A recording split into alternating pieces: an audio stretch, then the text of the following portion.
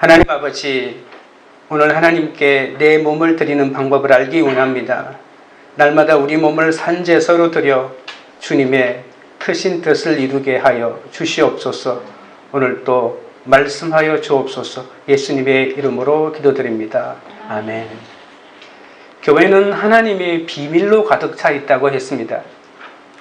그 비밀 중에 하나가 바로 교회는 가족이라는 거죠. 부모가 다르고 배경이 다르지만 그리스도의 한 피바다 한 몸 이룬 영적인 가족입니다. 이것을 느낄 수 없다면 교회가 아니라고 볼 수 있습니다. 이런 것들을 서로 느낄 수 있어야 합니다. 예수 그리스도를 믿고 성령을 체험한 사람들에게는 7가지 은사가 나타난다고 했죠. 이 다양한 은사들이 그리스도 안에서 하나가 되는 비밀이 무엇일까요? 그것은 바로 그리스도 안에서 우리가 하나 되는 것은 그리스도의 사랑입니다. 그리스도 안에 감추인 하나님의 사랑이죠. 사랑이 있으면 아무리 달라도 하나가 될 수 있습니다. 이것이 교회입니다.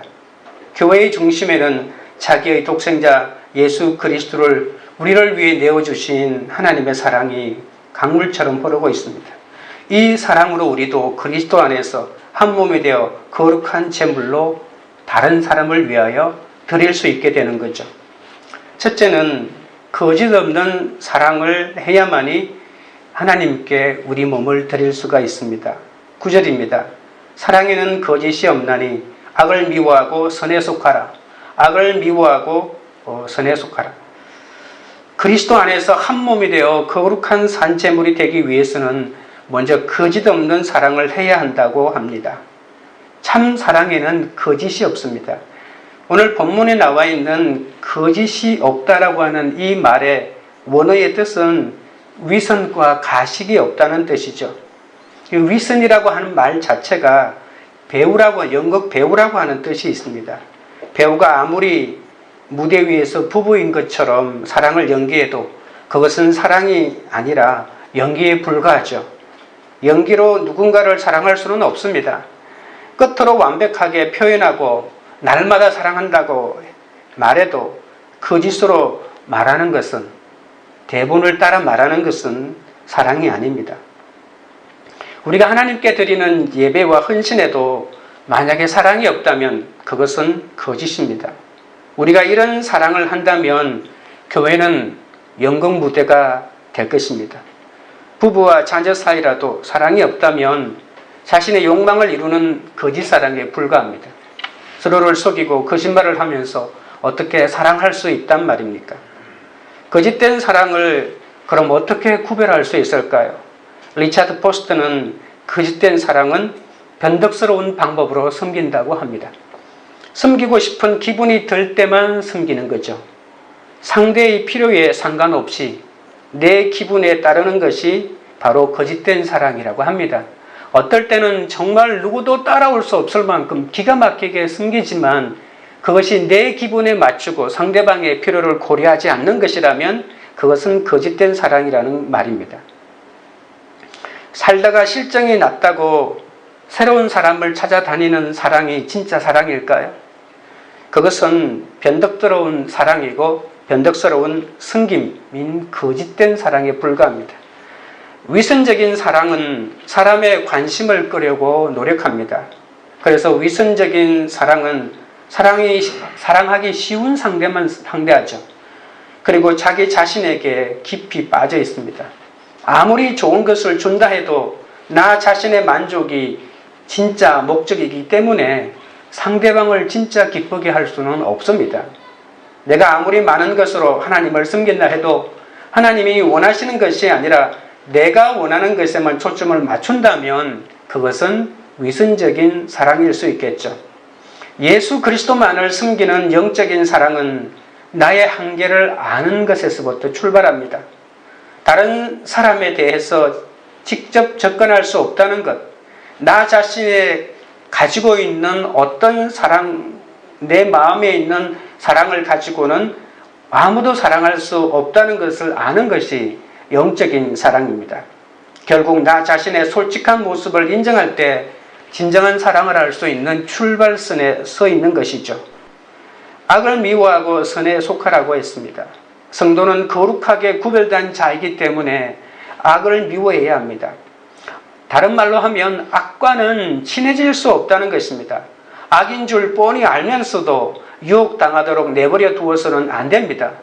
유혹이 올 때마다 단호해야 합니다. 그런데 유혹이 올 때마다 이번만 하면서 쉽게 유혹에 넘어가면 악을 미워할 수가 없습니다. 그러면 어떻게 악과 싸울 수 있겠습니까? 오늘 본문에서는 선에 속하라고 이렇게 말합니다. 육신의 배고픔에서 벗어나기 위해서는 내 뱃속에 무언가를 채워야 합니다. 아무리 기도하고 영적으로 나는 배부르다고 소리쳐도 내 배고픔에서부터 자유로울 수가 없는 거죠. 그와 마찬가지로 악에 벗어나기 위해서는 선으로 채워내야 한다는 것입니다. 아우구스티누스가 이런 말을 했죠. 악은 선의 결핍이다. 그러니까 아우구스티누스는 이 세상에 악이란 건 없다. 다만 선의 결핍만 있을 뿐이라고 했죠. 그래서 악을 이기기 위해서는 내 속에 선으로 채우는 길밖에 없는 것입니다. 기도로 채우고 말씀으로 채우고 찬양으로 채워야 합니다. 교회에 와서 예배를 드리고 찬양을 하면서 아름다운 언어로 여러분 자신을 잘 채우고 계십니까? 눈물로 기도를 드리면서 귀한 회개의 언어로 자신을 채우고 있습니까? 아직 완전히 선에 속하지는 못했다고 해도 우리 가운데 완전히 선한 사람, 선에 속해 있는 사람이 누가 있겠습니까? 하지만 날마다 우리의 삶을 큐티와 예배와 기도로 채울 때 날마다 선에 속하는 연습을 하게 되는 거죠. 가족이 함께 여행 다니고 매주 외식한다고 아이들에게 남는 게 아닙니다. 부모님을 생각할 때 늘 예배드리고 서로를 위해 기도했던 기억이 남는다면 어디 가서 악한 일을 저지를 수가 없습니다. 자신에게 이익만 된다면 악을 사랑하고 선을 미워하라고 가르치는 이 세상의 한가운데에서 말씀과 기도로 아이들을 채워주는 것이 선에 이르게 하는 지름길이 아닐까요? 지난 후에 제가 우리들 교회 고등부 수련회 이야기를 잠깐 해드렸죠. 그 수련회에 참여했던 큰딸이 예배가 마치고 난 다음에 제가 모르는 얘기를 몇 가지 더 알려주었습니다. 딸아이랑 같은 조에 속해 있는 어떤 여자애는 팔 문신이 훤히 드러나는 옷을 입고 왔다고 합니다. 선생님들이 수련회 때마다 와서 변하지 않는 모습으로 앉아있는 그 아이에게 예배 시간에 앉아있는 것만으로도 귀하다면서 격려해 주었고, 쉬는 시간마다 담배를 피우는 아이들을 만나도 담배를 피워도 좋으니 예배 시간에 앉아만 있어달라고 요청을 했다고 하지 않았습니까? 그런데 고백하는 시간이 되어서 많은 친구가 단상에 올라가서 자기 죄를 고백하고 마음의 상처를 나누는 이 모습을 보고 예배에 무관심함에 가만히 누워있던 그 친구들이 자기도 모르게 부모님에게 받은 상처를 나누고 싶어하는 이런 얘기를 하는 것을 보고 제 딸이 충격을 받았다고 했습니다. 담배 피우고 예배 시간에 누워있는 친구들을 정죄만 하고 있었는데 그 사람들보다도 자신이 더 예배의 방관자가 되고 있다는 사실을 깨달았다고 합니다. 죄를 고백하는 친구들보다 죄를 숨기려고만 하는 자신이 더 악하다는 것도 함께 깨달았다고 합니다. 우리는 죄를 고백하지 않으면 죄가 없다고 생각합니다. 그러면서 죄를 고백하는 사람을 보면 어떻게 저런 죄를 지었는지 속으로 정죄하기만 합니다. 먼저 낮아져서 도저히 변할 것 같지 않은 아이들을 섬기는 선생님들과 단상에 올라가 쉽지 않은 자신의 죄의 고백과 상처를 열심히 드러내는 학생들이야말로 선으로 악을 이겨내는 사람들이 아닐까요? 우리 아이들에게 어떻게 하면 회개를 가르칠 수 있을까요? 이것이 회개를 가르치는 교회의 세 가지 모습이 있습니다. 첫째는 죄를 지적하는 교회가 있습니다. 죄를 지적하면 회개를 잘 할 것이라고 생각하는 거죠. 둘째로 죄에 대해서 침묵하는 교회가 있습니다. 죄를 말하지 않으면 죄가 없는 것처럼 생각하는 거죠. 셋째는 죄를 고백하는 교회입니다. 회개란 말씀의 가치관으로 삶을 새롭게 살기로 작정하는 거지 않습니까? 탐욕이나 집착이나 이기심을 끊어내고 회개와 화해와 나눔과 섬김으로 살고자 하는 거지 않습니까?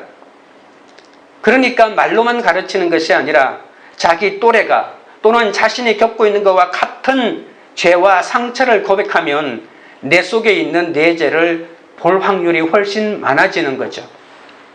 어떤 분은 불신자에게 집을 세놓으면서 이 집의 전세가 1억 원짜리인데 3천만 원만 내면 살게 해줄 테니 제발 예수님 좀 믿으라고 했다고 합니다. 그 때문에 그 사람이 교회 나갔다고 합니다. 저 같아도 1억짜리 3천만 원의 전세 내면서 교회 다니는 것 그렇게 할 것 같습니다. 전혀 생각하지 못했던 다른 삶의 모습도 가치관이 바뀌면 가능해진다는 거죠. 아내에게 심한 독설과 폭력을 행사하고 다른 여자와 살림을 차린 남편에게 당신 덕분에 하나님을 만나게 되었다. 고맙다. 당신이 나 때문에 그동안 참 수고 많았다는 문자를 아내가 보냈다고 합니다. 남편은 이 문자를 받고 아내가 잘못 보낸 것으로 생각했지만 그러나 예수님으로 인해서 완전히 달라진 아내 때문에 이제는 그동안 아내를 마음고생시킨 것을 미안해하면서 예수 믿는 남편이 되었다는 고백도 있습니다. 회개란 말씀의 가치관으로 삶을 새롭게 살기로 작정하는 것입니다. 말씀으로 가치관이 바뀌면 예배를 뒤로하고 학원에 다녀 얻은 학위를 부러워하지 않고 가진 방법을 동원해서 대기업에 취업하는 것을 인생의 낙오로 여기지 않습니다. 내 인생의 목적이 행복이 아니라 하나님을 신뢰하고 하나님을 믿고 사는 것이기 때문에 세상 사람들과는 다른 결정을 내릴 수 있는 것이죠. 이것이 바로 가치관의 문제입니다. 말씀으로 가치관이 바뀌면 이러한 삶을 살아낼 수 있습니다. 사랑은 진실해야 합니다. 희생의 대가를 치르지 않는 것은 사랑이 아닙니다. 누구를 사랑한다고 말할 때 얼마나 희생했느냐, 얼마나 손해보았느냐, 얼마나 피를 흘렸느냐로 그 사랑의 질을 결정할 수가 있습니다. 왜 우리의 사랑이 공허하고 식어버릴까요? 바로 희생이 없기 때문입니다. 참 사랑에는 십자가가 있고 그 대신 조건이 없지 않습니까? 대가를 바라지 않습니다. 이런 하나님의 엄청난 십자가의 사랑이 교회의 중심에 흐르고 있을 때 모든 다양한 은사들이 그 큰 강줄기 안으로 들어와 하나님께 영광을 돌려드릴 수가 있는 거죠. 성경은 사랑이 허다한 허물을 덮는다고 말해주면서 율법의 완성이라고 하지 않았습니까? 참신앙은 하나님을 사랑하고 내 이웃을 내 몸처럼 사랑하는 것이라고 하는 것이 너무나도 진부한 것이처럼 느껴지지만 이러한 고백이 특별히 오늘 본문에 읽었던 이 로마서 12장이 우리 기독교, 이 성경 가운데 있기 때문에 이 기독교가 그래도 윤리적으로, 도덕적으로, 종교로서의 가치를 다하고 있는 것이죠. 교회에 와서 사랑을 느낄 수 없다면 그것은 더 이상 교회가 아닙니다. 아무리 예수님을 잘 믿는다고 해도 누군가 곁에 다가왔을 때 우리에게서 사랑을 느낄 수 없다면 우리는 가짜일지도 모릅니다. 진짜 교회는 그리스도의 사랑이 느껴져야 하지 않겠습니까? 사랑보다 강한 힘은 세상에 없습니다. 사랑에는 죄인을 용서하는 힘이 있기 때문에 그렇습니다. 그 안에는 또한 생명이 있습니다. 하나님의 사랑 앞에서 모든 갈등이나 모든 죽음의 세력들, 절망, 그리고 나를 괴롭히는 그 많은 것들이 순식간에 눈 녹듯이 사라지기 때문입니다. 이 사랑 안에는 치유의 능력이 있습니다. 질병과 고통과 아픈 상처들이 나도 모르게 회복되죠. 그래서 충고를 멈추어야 합니다. 왜냐하면 충고에서 사람이 변하지 않기 때문입니다. 충고에서 사람이 변한다면 우리 집 아이들은 벌써 천사가 되어서 하늘로 올라갔을 것입니다. 자녀들이 말을 듣지 않고 망설을 피워도 야단치지 말아야 합니다. 부모님이 나를 사랑하고 있다, 내 곁에 있다는 사실을 확인하면 아이들은 순식간에 변하게 되어 있으니까요. 사랑만이 회복과 자유를, 치유를 가져옵니다. 바로 그리스도의 사랑의 물줄기가 교회입니다. 누구든지 그 안에 들어오면 모두 치유받고 회복받고 건강해집니다. 그래서 교회 성장의 열쇠는 은사가 아니라 사랑입니다. 성도는 거룩하게 구별된 자이기 때문에 악을 미워해야 합니다. 사랑의 공동체가 되기 위해서는 우리 안에 악을 없애야 합니다. 그래야만 공동체의 근거를 만들 수 있지 않겠습니까? 악은 언제나 그럴듯합니다. 이해관계에 얽매여 있을 때는 내 이익을 위하여 언제나 타협하죠. 교활하고 그럴듯한 합리적인 악에 속지 말아야 합니다. 우리는 잘못을 저질러 놓고 악이라고 인정하지 못하고 합리화부터 합니다. 살다 보면 그럴 수도 있다.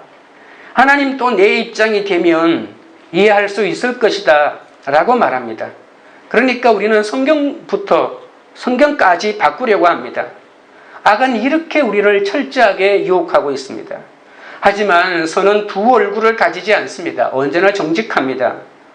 선의 편에 서게 될 때 악은 세력을 잃습니다. 그래서 성경은 말합니다. 악을 미워해야 한다고. 교회도 진리의 편에 서야 합니다. 하나님의 선하심과 인자하시고 영원하심이 교회를 지배하게 만들어야 되지 않겠습니까? 그렇게 할 때 교회가 사랑의 공동체가 될 수 있죠. 예수 그리스도만을 섬기는 영적인 사랑은 나의 한계를 아는 데서부터 출발한다고 하지 않았습니까? 우리가 아무리 사랑을 가장해도 내가 가진 것으로는 누구도 사랑할 수 없다는 것을 솔직하게 인정하는 것이 진정한 사랑으로 나아가는 출발임을 잊지 말아야 합니다. 적용 질문 드립니다. 하나님과 타인에 대한 사랑, 또 자신에 대한 사랑에 거짓은 없습니까? 부부간에도 헛된 약속과 이해타산적인 거짓말로 가득하지는 않습니까? 구체적으로 내가 미워해야 할 악은 무엇이고 속해야 할 선은 무엇입니까? 매일 똑같은 악을 저지르고 있지는 않습니까? 둘째는 우리의 몸을 하나님께 드리려면 서로 대접해야 합니다. 10절입니다. 형제를 사랑하고 서로 우애하고 존경하기를 서로 먼저 하며, 형제를 사랑하여 서로 우애하고 존경하기를 먼저 해야 한다고 합니다. 바울은 우리가 사랑해야 할 대상으로 가장 먼저 형제를 지목하고 있습니다. 네가 사랑하면 나도 사랑하지. 네가 먼저 사과하면 내가 용서할게. 이게 우리의 주제가가 아닙니까? 이러면 아무 일도 일어나지 않습니다.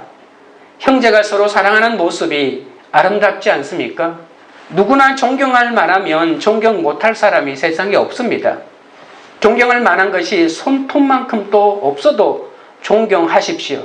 인정하고 싶지 않은 사람이라도 인정하는 겸손이 우리에게 있어야 합니다. 형제 사랑은 전적으로 부패한 나를 구원해 주신 주님의 사랑에 감사함으로 나의 안과 밖의 거짓과 윗선에 맞서 싸울 때 가능한 일입니다. 지난주에 늦게 제가 집에 들어갔는데 비데를 점검해 주시는 분이 오셔서 점검하다가 비데가 그만 고장이 나서 물이 안 나온다고 했습니다. 그러면서 당신이 한번 보면 왠지 고칠 것 같다는 아내가 말하길래 괜히 공구를 들고 화장실로 갔습니다. 이것저것 만지다가 그만 순식간에 고치고 말았습니다. 아내에게 말하진 않았지만 당신이 보면 금방 고칠 거야라고 하는 말이 얼마나 평범합니까? 그런데 그 말을 듣는 순간 내 속에서 용기가 솟아오르기 시작했습니다. 그래서 아내의 작은 평범한 말도 남편을 춤추게 한다는 사실을 다시 깨닫게 되었습니다. 서로 우애하고 존경하기를 먼저 하라고 합니다. 먼저라고 하는 말이 중요합니다. 원수가 있고 미워하는 사람이 있고 분노하는 사람이 있는데 어떻게 예배가 이루어지겠습니까? 그런 분들이 있거들랑 먼저 전화해야 합니다. 상대방이 찾아오게 하지 마시고 먼저 찾아가야 합니다. 사과를 상대방이 받아주든지 않든지 그것은 그 사람의 문제고 그 사람에게 내가 사과하는 것은 나와 하나님과의 문제이기 때문에 그렇습니다. 그 사람이 받아줄까 안 줄까는 전혀 중요하지 않다는 것입니다. 교회가 사랑의 공동체가 되는 비결은 먼저 사랑을 고백하고 먼저 화해의 손을 내밀어야 합니다. 우리의 마음이 불편하면 이유를 묻지 말고 먼저 존경하십시오. 이때 우리의 가정은 천국으로 변합니다. 부부 사이도 마찬가지입니다. 지는 사람이 이기는 사람입니다. 11절입니다. 부지런하여 게으르지 말고 열심을 품고 주를 섬기라. 교회가 진정한 사랑의 공동체가 되기 위해서는 부지런하여 게으르지 말고 열심을 품고 주를 섬기라고 합니다. 놀라운 사실은 사랑하면 부지런해진다는 것입니다. 사랑하면 새벽부터 일어납니다. 사랑하면 감각이 살아납니다.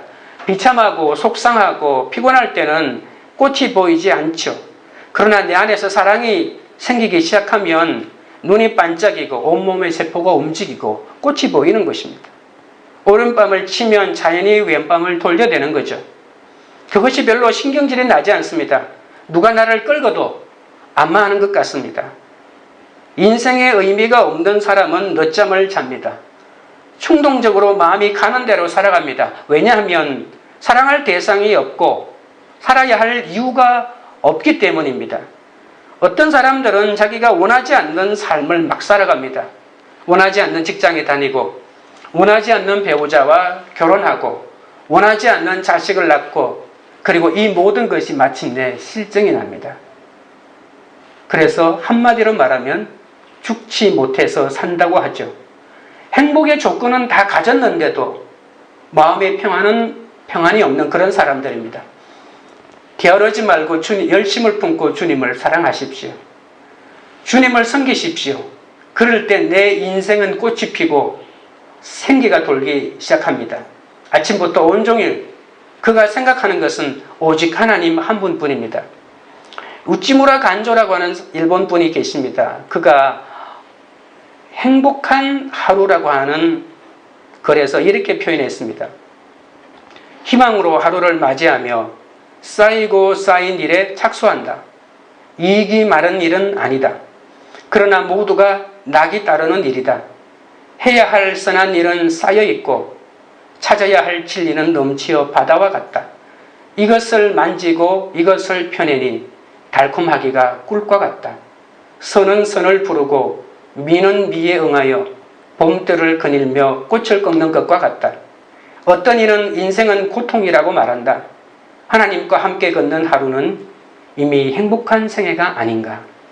제가 정미소를 하던 20대 초반에 이 글을 큰 전지에다가 서서 책상벽에다 붙여놓고 매일 읽었던 기억이 납니다. 12절입니다. 소망 중에 즐거워하며 환난 중에 참으며 기도에 항상 힘쓰며. 사랑의 공동체를 만드는 비결은 이 세상의 모든 악과 죄와 고통과 저주가 있다 할지라도 미래가 있는 사람은 외롭지 않다고 합니다. 약속이 보장된 사람은 외롭지 않습니다. 우리는 죽으면 천국 간다는 믿음이 있죠. 죽을 때 갈등하지 말고 죽어야 합니다. 이것이 축복 아닐까요? 죽음의 그 순간에 내가 죽으면 어떻게 되지? 내가 예수 괜히 먹었나? 믿었나? 어떻게 되지? 이렇게 하면 그 사람보다 불행한 사람이 어디에 있을까요? 죽음은 영혼을 여는 문입니다.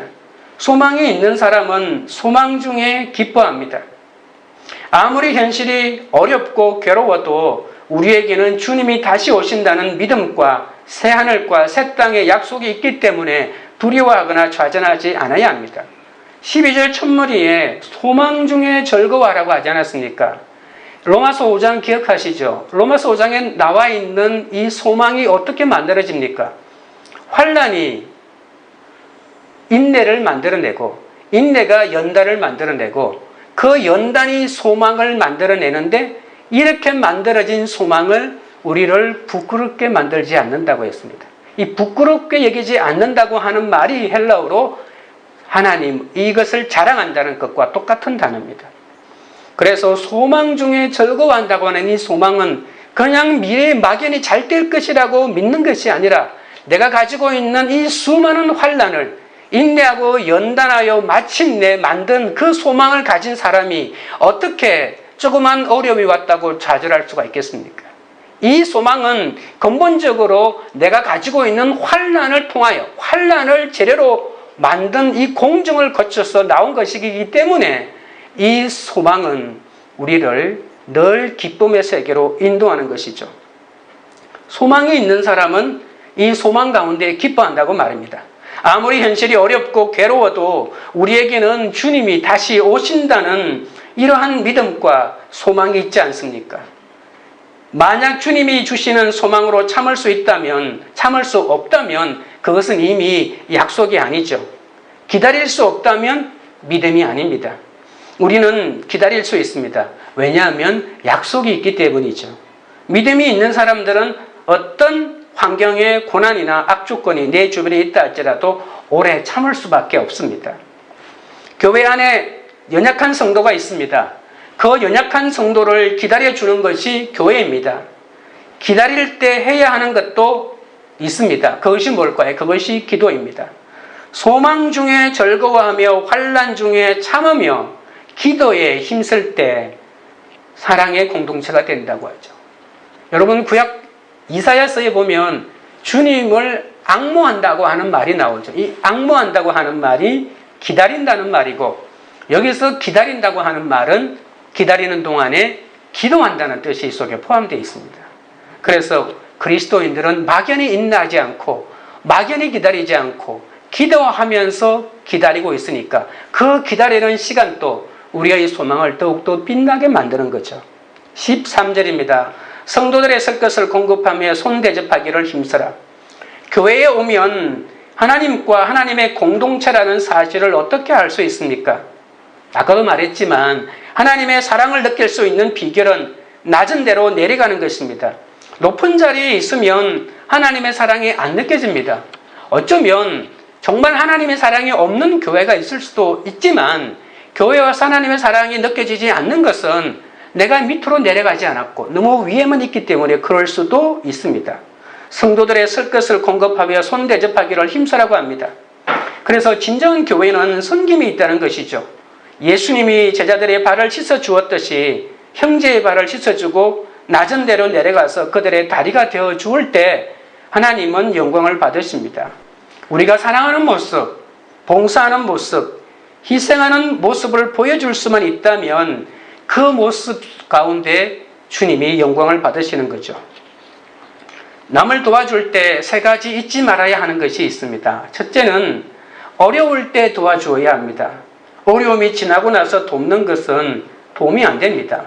그 사람이 돈이 떨어졌을 때, 감옥에 들어갔을 때, 그 사람이 암으로 죽어가고 있을 때 도와주어야 합니다. 시간을 놓치면 도움이 되지 않기 때문입니다.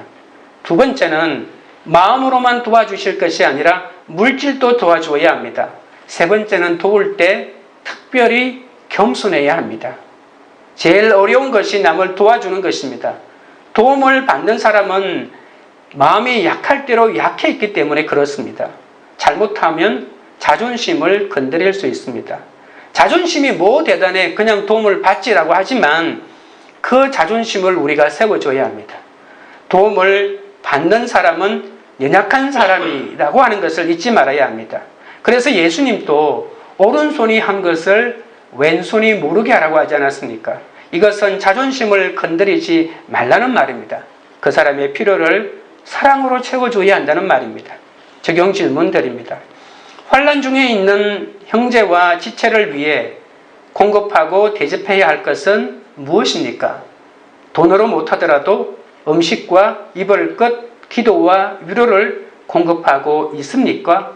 집과 가구, 자동차를 숨기고 대접하느라 사람을 외면하고 있지는 않습니까? 셋째는 함께 웃고 함께 웁니다. 14절입니다. 너희를 박해하는 자를 축복하라. 축복하고 저주하지 말라. 하나님은 이스라엘 백성이 애굽에서 학대당할 때 그들의 부르짖음을 들으시고 더욱 번성하게 하셔서 출애굽으로 결국은 인도하셨죠. 이처럼 하나님은 우리가 당하는 박해를 통해 회개하고 부르짖게 하심으로 우리의 믿음의 지경을 더욱 넓혀주십니다. 박해는 필요 없다고 생각할 수 있겠지만 박해를 당할 때 부르짖는데 처음 부르짖을 때는 살려달라고 해방시켜달라고 기도하지만 기도가 조금 더 깊이 들어가면 내 회개가 나온다는 것입니다. 그래서 박해가 결국은 나를 회개시키고 나를 하나님과의 관계를 온전하게 만들어 나의 신앙을 성숙시키는 거죠. 그래서 출애굽의 진정한 목적은 단순한 애굽에서의 탈출이 아니라 하나님과의 깊은 관계, 하나님의 백성이 되고 하나님의 자녀가 되는 그런 관계에 있는 것이죠. 우리를 박해하는 자는 나의 믿음이 성숙하도록 도와주는 공로자입니다. 이것이 참 믿어지지 않죠. 아직 나를 박해하는 자가 없다면 내 믿음과 사랑의 수준이 낮았으라는 것을 아셔야 합니다. 신앙생활을 하면서 핍박을 한 번도 안 받아봤다면 이것은 부끄러운 일입니다. 나를 박해하는 자를 축복할 수 있는 기회조차도 없는 것 아닙니까? 나에게 잘해주는 사람을 축복하는 것보다 나를 박해하는 사람을 축복하는 그 축복이 더욱더 나에게 돌아올 확률이 많기 때문에 그렇습니다. 내가 사랑하고 대접할수록 나를 박해하는 것이 애매한 고난이 아니라 당연한 축복이라는 것을 알아야 합니다. 나를 박해하는 자를 축복할 때 그에게 갈 축복까지도 박해를 받는 나에게 돌아오기 때문에 그렇습니다. 반대로 그들을 저주한다면 어떻게 될까요? 나는 정당하다고 하겠죠. 저 사람이 나를 박해했으니까 내가 저 사람을 저주하는 것은 마땅하다고 하겠지만 성경은 이렇게 말합니다. 그 저주가 너에게로 돌아간다고 합니다. 나는 너를 사랑했는데 왜 나를 박해하는 거야 하면서 원망하고 미워한다면 나는 여전히 저주 아래에 있는 것입니다. 스스로 지혜 있는 채 하는 이기적인 나의 믿음은 박해의 사건 때문에 지체의 슬픔과 기쁨에 동참하는 이타적인 믿음으로 성장하게 되는 거죠. 박해하는 자의 모습에서 높은 데 마음을 두며 교만하던 내 모습을 깨닫고 겸손히 마음을 낮춰 회개해야 합니다. 원메시지라고 하는 책에 나와 있는 어떤 학생의 고백인데 학교에서 가만히 있는데 어떤 학생이 뛰어나와가지고 마구잡이로 자기를 때리더라고 합니다. 그래서 이 아이가 예수를 믿는 아이인데 나도 같이 때리면 나도 저 아이가 똑같은 아이가 될까봐 그래도 맞고 막 참았다고 합니다. 그래서 나중에 그 아이가 선생님한테 불려가서 왜 나를 때렸는지 말하는 이유를 듣게 되었는데 말하는 게 너무나도 밉상스럽고 사람의 자존심을 건드리는 말을 많이 하기 때문에 때렸다는 것입니다. 근데 이 맞은 아이가 부모님으로부터 늘 그런 충고를 받았다는 겁니다. 너는 말이 너무나도 다른 사람의 이 자존심을 건드리는 말이니까 늘 조심하라고 했대요. 그런데 그 말에 자기가 기울이지 않다가 결국은 친구한테 맞았는데 친구한테 맞은 그 사건이 자신의 진짜 죄를 보게 되는 기회가 되었다고 이렇게 나누었다고 합니다. 아이에게 일어난 일이긴 하지만 우리는 뜻하지 않는 사건이 일어나서 내가 너무 억울하다고 하겠지만 말씀을 통해서 나를 객관적으로 살펴보면 그 맞는 그 억울한 사건 가운데서 내가 잘못한 죄를 발견할 수 있는 이러한 기회로 삼을 수도 있다는 것이죠.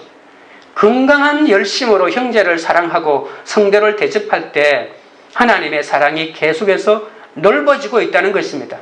내가 다룰 수 있는 사람, 내가 맞닥뜨릴 수 있는 사람이 폭이 계속 넓어지는 거죠. 그러면 나의 사명과 나의 사역의 현장이 계속 넓어지는 겁니다. 어떤 사람들은 구제하라고 하면 돈이 없다고 합니다. 돈이 없는 것이 아니라 사랑이 없는 것이겠죠. 사랑이 있으면 막노동이라도 합니다. 자존심을 다 버립니다. 자기 좋은 일만 하려고 하는 것은 사랑하지 않기 때문이잖아요. 사랑만 있다면 한두 시간만 자거나 밤을 새도 괜찮습니다. 우리가 자녀들에게 그렇게 하고 있으니까요. 그것이 사랑 아닙니까? 오늘 우리 사회는 돈이 중심이 된 사회입니다.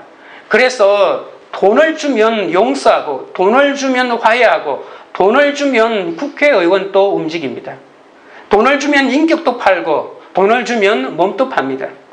그러나 사랑은 돈이 없을지라도 감사하고 배고플지라도 감격하고 일찍 죽더라도 기뻐합니다.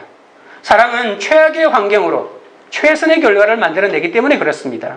인간에게는 사랑이 없습니다. 사랑은 오직 하나님에게만 있습니다. 15절입니다. 즐거워하는 자들과 함께 즐거워하고 우는 자들과 함께 울라. 다른 사람의 고난에 방관자가 되지 말고 참여자가 되어야 합니다.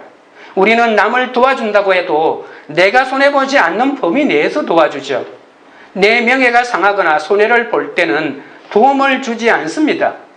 즐거워하는 자들과 함께 즐거워하고 우는 자들과 함께 울라는 것은 그 사람 속에 들어가서 공감을 느끼며 동참하라는 거잖아요. 그런데 이건 정말 어려운 일입니다. 요즘은 다른 사람의 삶에 간섭하는 것도, 누가 내 삶에 간섭하는 것도 싫어하지 않습니까? 그래서 현대인들은 외로운 겁니다. 자기 스스로 벽을 만들고 성을 쌓고 그 속에 들어가서 다른 사람이 나를 건드리지 못하게 온갖 보호장치를 다 만들지만, 그러나 그 외로움을 떨칠 수는 없는 것입니다. 우리는 사심이 많아서 남이 잘 때는 꼴을 못 보지 않습니까?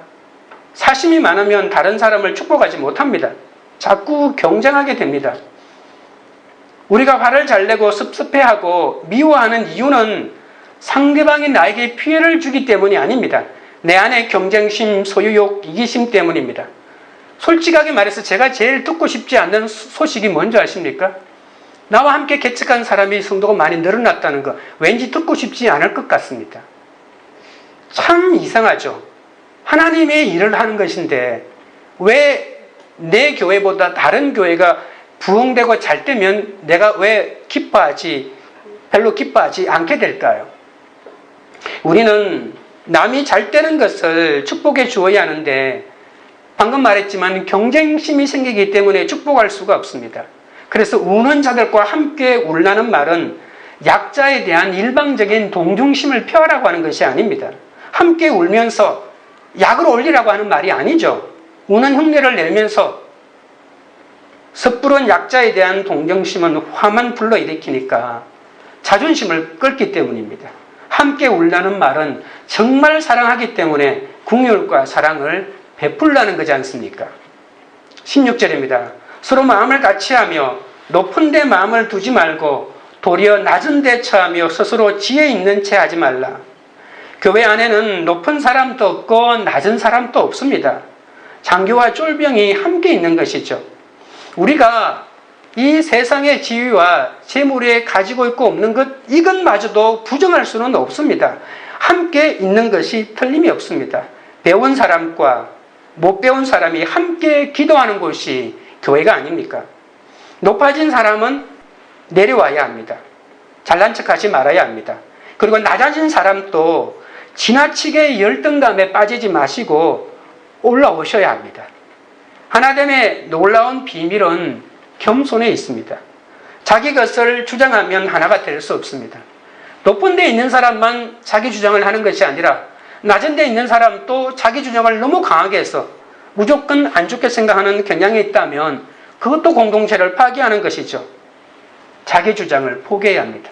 높은 데 있는 분도 또 낮은 데 있는 분도 자기의 생각을 포기해야 합니다.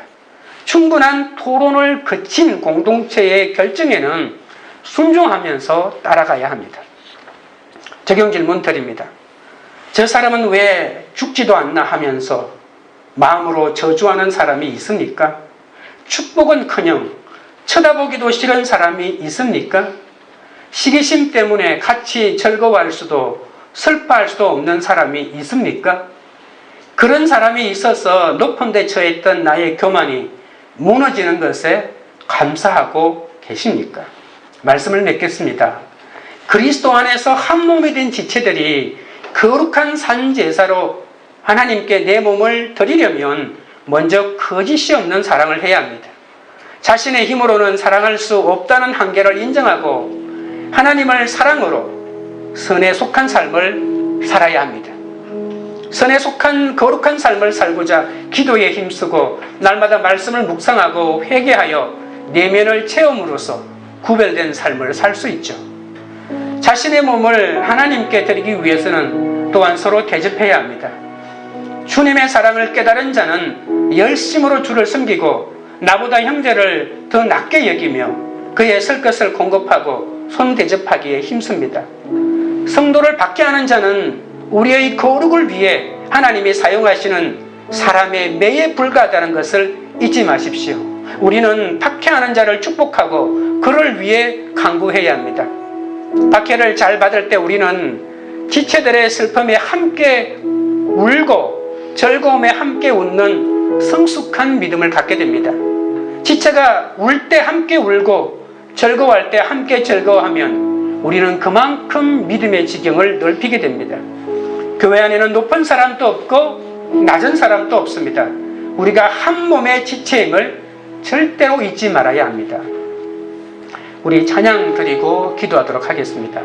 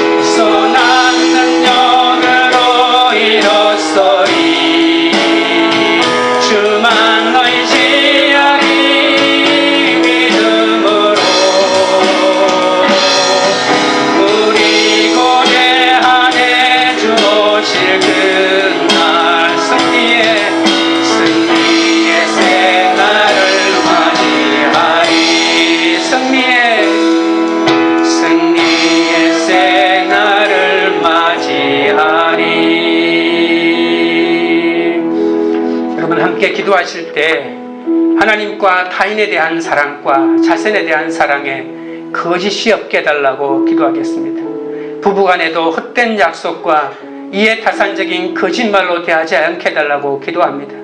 내가 미워해야 할 악은 끊고 선에 속하게 해달라고 기도하고 매일 저지르는 악을 이기게 해달라고 기도하겠습니다. 환난 중에 있는 형제와 지체를 위해 필요를 공급하고 대접하게 해달라고 기도합니다. 돈으로 못하더라도 음식과 입을 것, 기도와 위로를 공급하게 해달라고 기도하고 집과 가구와 자동차를 숨기고 대접하느라 사람을 외면하지 않게 해달라고 기도하겠습니다. 저 사람은 왜 죽지도 않나 하면서 마음으로 저주하는 사람, 축복은커녕 쳐다보기도 싫은 사람을 축복하게 해달라고 기도하겠습니다. 시기심 때문에 같이 슬퍼할 수도 즐거워할 수도 없는 사람, 높은 데 처했던 나의 교만이 무너지게 하려고 하나님의 은혜로 그 사건과 그 사람을 허락했다는 것을 오히려 알고 감사하게 해달라고 주의 세 번 부른 다음에 기도하며 주께 나가겠습니다. 주여! 주여! 주여! 거룩하신 하나님 아버지요, 하나님과 타인에 대한 사랑과 자신에 대한 사랑에 거짓이 없게 하여 주시옵소서. 부부 사이에도 헛된 약속과 이해타산적인 거짓말로 대하지 않게 하여 주옵소서. 내가 미워해야 할 악은 끊게 하여 주시고 내가 속해야 할 선에 속하도록 인도하여 주옵소서. 매일 저지르는 악을 이기게 하여 주시옵소서. 환난 중에 있는 형제와 지체를 위해 필요를 공급하고 대접하게 하여 주시옵소서. 돈으로 섬기지 못하더라도 음식과 입을 것과 기도와 위로로 공급하게 해달라고 기도하게 하시고 집과 가구와 자동차를 숨기고 대접하느라 사람을 외면하지 않게 하여 주시옵소서. 저 사람은 왜 죽지도 않나 하면서 마음으로 저주하는 사람을 축복하기는커녕 쳐다보기도 싫은 사람을 오히려 축복할 수 있도록 인도하여 주시옵소서. 시기심 때문에 같이 즐거워할 수도 슬퍼할 수 없는 그 사람, 높은 데 처했던 나의 교만이 무너지게 하려는 하나님의 은혜의 배려임을 아버지 알고 감사하도록 주님이 인도하여 주시옵소서. 주여 함께하옵소서.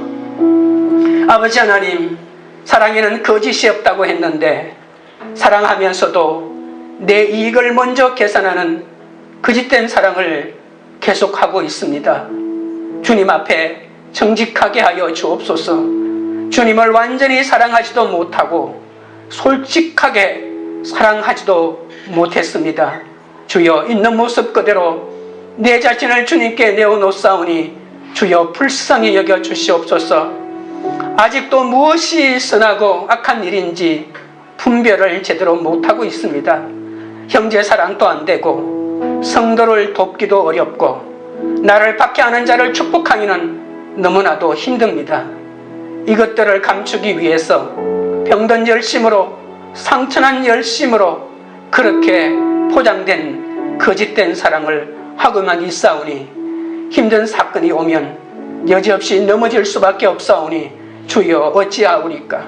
나도 밉고 상대방도 미워서 견딜 수가 없을 때가 있습니다. 주여 불쌍히 여겨주시고 주님의 사랑으로 채워주시옵소서.